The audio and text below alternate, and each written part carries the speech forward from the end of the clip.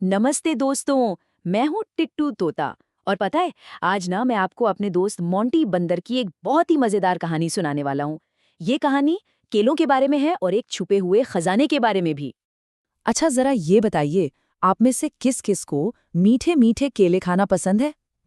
मुझे तो भाई बहुत पसंद है। लेकिन मेरा दोस्त मोंटी, अरे उसे तो पूरे जंगल में सबसे ज्यादा केले पसंद है। सच में? तो ये है मोंटी, है ना, एकदम चंचल और शरारती बंदर।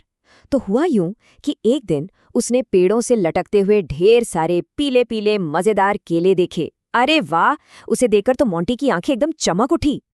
उन केलों को देखते ही मोंटी खुशी से चिल्लाया, वाव! अरे वाह! इतने सारे केले! ये सब मेरे हैं, सिर्फ मेरे। मैं किसी को एक भी नहीं दूंगा। हे। अब देखो, मोंटी को ना केले किसी के साथ बांटने नहीं थे, तो उसने क्या किया?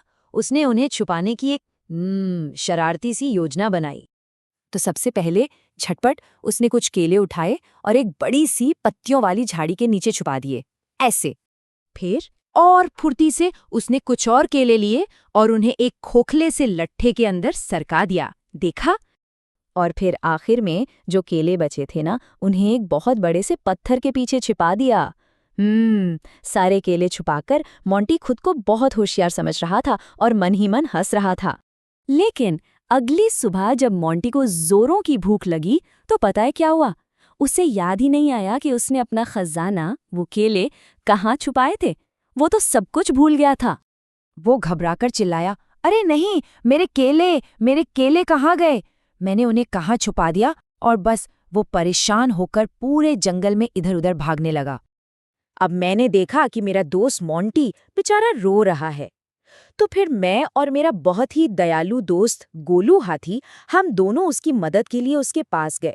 मोंटी की पूरी बात सुनकर समझदार गोलू हाथी ने अपनी गहरी आवाज में बड़े धीरे से कहा, मोंटी, देखो, अगर तुमने सबके साथ केले बांटे होते ना, तो ये परेशानी होती ही नहीं।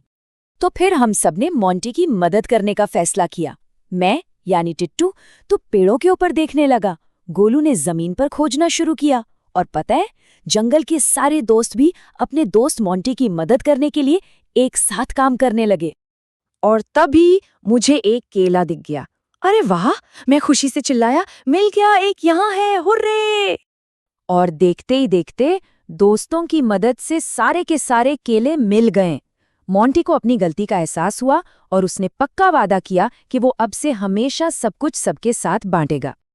और फिर क्या था? जंगल के सभी जानवर एक साथ बैठे और उन्होंने वो सारे मजेदार केले आपस में बांट कर खाए। सच कहूं तो वो जंगल की सबसे अच्छी दावत थी, क्योंकि सबके सब साथ में बहुत खुश थे। उस दिन गोलू ने हम सबको एक बहुत प्यारी सी कविता भी सिखाई, जो हम सबको हमेशा याद रखनी चाहिए। वो कविता है, दोस्तों से बांटना सबसे है खास, यही तो है नेकी का एहसास। दिल खुश रहेगा तुम्हारा जब बनोगे तुम प्यारे और न्यारे।